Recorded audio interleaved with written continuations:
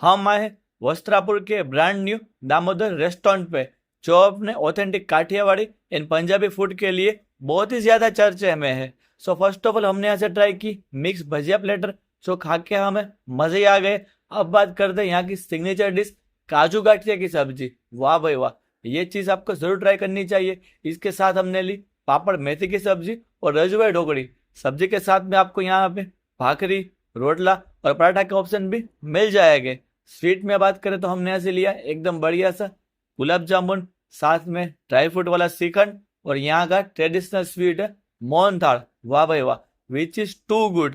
अब बात करते हैं यहाँ के पंजाबी फूड की, जिसमें हमने ऐसे ली चीज बोल की सब्जी, साथ में ली वेज जयपुरी और शाही पनीर की सब्जी।